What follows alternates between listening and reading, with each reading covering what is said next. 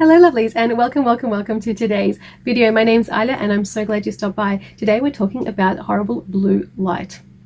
This has been a very hot topic in the eye industry, but also just online, and so I thought it's about time I talked about visible blue light, but also a little bit about UV because they're very closely linked, and 6 or 7 bits of advice of what we can do to counteract its negative effects on us. I hope you enjoyed today's video. You still go out and get your sunlight, not be afraid of anything, and if you do have some exposure, you go ahead and try these little different bits of advice to help you out.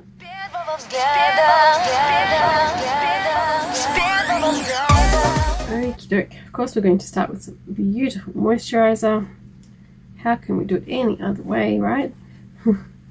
Now blue light has been a really popular topic of conversation, both in the clinic but also on social media, in regular media, in the market.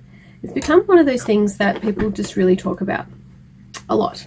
I guess it's because it's a fairly new thing and people are only just hearing about it, but also because they're learning so much about the damage that horrible blue light is, apparently terrible thing is causing. The reality is that we've been surrounded by it for years. As soon as they put artificial lights in houses and things like that, you had blue light. It's in everything.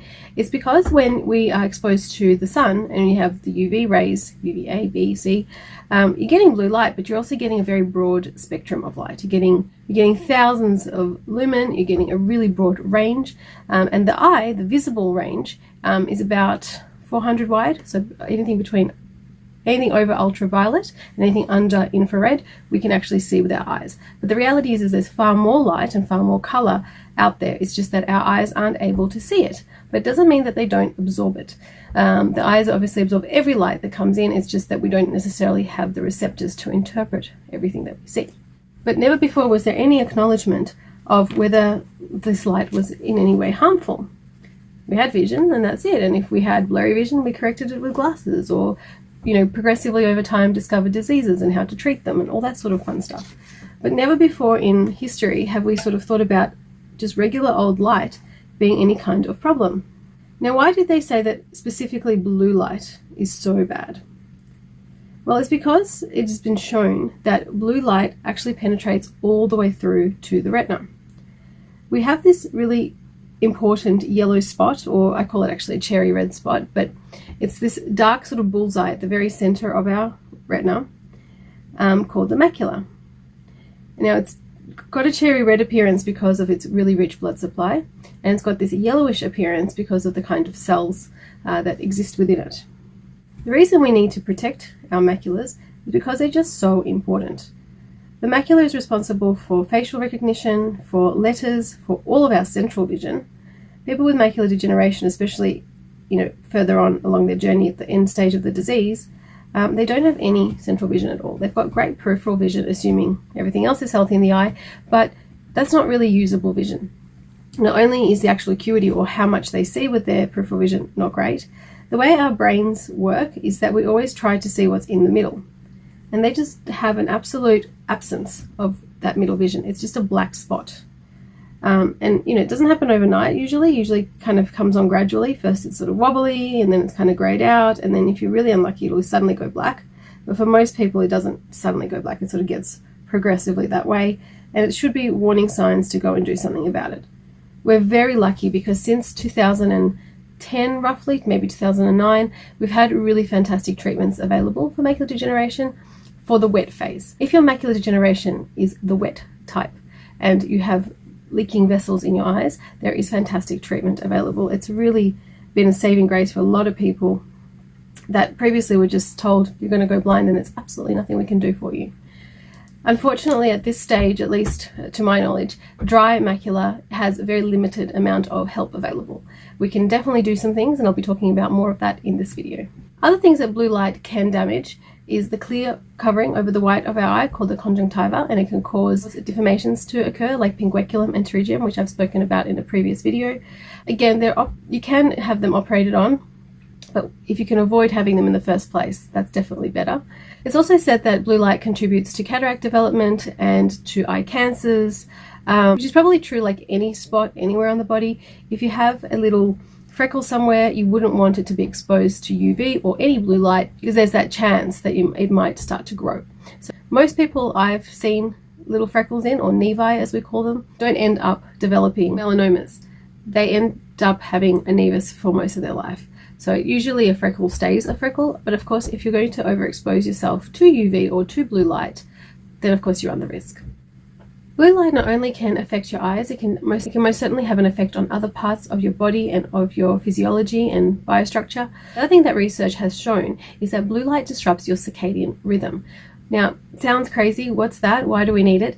Our circadian rhythm is where we know to fall asleep and when we know to wake up. So if you're waking up feeling groggy, or you're having a really hard time winding down and falling asleep at night, you're looking at your circadian rhythm being somewhat disrupted. And there's a million reasons why it may be, but blue light could definitely be one of those reasons.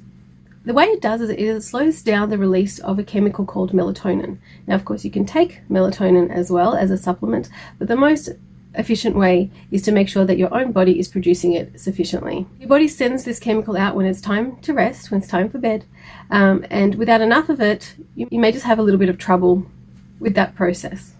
So I googled, what do you do to protect yourself from blue light? I can definitely give you my opinion and my advice, but I thought where best to start than with Professor Google. I really wanted to know what other people were saying about blue light and what their advice was also, and I found that most websites I looked at, the ones that were a bit more, the ones that I would trust, so medical websites, medical forums, and also some professional websites from clinics, they were all kind of saying the same thing that I tend to tell my patients. So that was really reassuring. So the first thing is, of course, to rest your eyes and avoid screen exposure, phone exposure, any kind of device exposure, including the television. Turn off the lights and sit in the dark, pretty much is the main advice. Obviously, that's not practical advice, but it is practical in the sense of, should you be staying up late watching TV, or should you be going to bed with a device on and sleeping in front of an operating device, which I know a lot of people like to do. They fall asleep in front of a movie or in front of a series, and they have that screen blasting light at them while they're sleeping, probably not giving them very restful sleep in that time. So I guess the idea is to have a really good wind down routine so that when you are having rest, it's meaningful rest. Obviously, you can't not go to your job and have a screen then. You can't not have a device these days. Most people, we rely on our devices and our computers and our phones. It's not practical just to tell you not to use it. And it's not necessary to go to those extremes either. They're not that dangerous where you wouldn't have one at all. And there's most certainly things that are far more dangerous. What we're saying here with this advice is just to make sure that when you are winding down for the night, just to get rid of your device. It's really not necessary to go to sleep with your iPad or, computer screen, or sleep in front of the television. What you could be doing is, setting yourself a limit of when you're going to go to bed. And I would even go as far as setting an alarm to go to bed. Maybe don't use a very obnoxious ringtone the same as you do in the morning. Maybe use something more calm. But if you do happen to fall asleep in front of your device, at least, say half an hour later, the alarm goes off and you know to turn it off, put it away, and, get comfortable and fall asleep properly. But more than that, if you've got the luxury to, have a nice shower, do all your ablutions, put on all your moisturizers and whatnot, and, switch on a red diffuser light, for example, with some nice relaxing lavender oil or something like that, and really wind down for the night, that is obviously the ideal. Why do I say red light? Well, that's the opposite of blue light, and it's said that the red light, even while we're sleeping, can be used to counteract the blue. Not sure how absolutely true that is, but I do use it for my kids, and it does make them sleep a little bit longer, so hopefully that works for you too. The other really well-researched advice is to boost your macular pigment, or your general antioxidant effect of your body. So you can have more antioxidant foods to try and counterbalance all those free radicals or all the damage that those blue lights are causing. There are two really important carotenoids that we absolutely need, but there are probably 5 in total in the body. So 2 or 3 for the eyes that have been really well shown in the literature, but 5 overall that we know about. And these are the pigments in plants, also in algae, also in certain bacteria. So where do you find them? Yes, Popeye, you had it right. It's in that spinach. So green leafy vegetables are definitely the richest in the most important carotenoids that are important for our eyes, and that is lutein and zeaxanthin. Hard to say, but good to eat.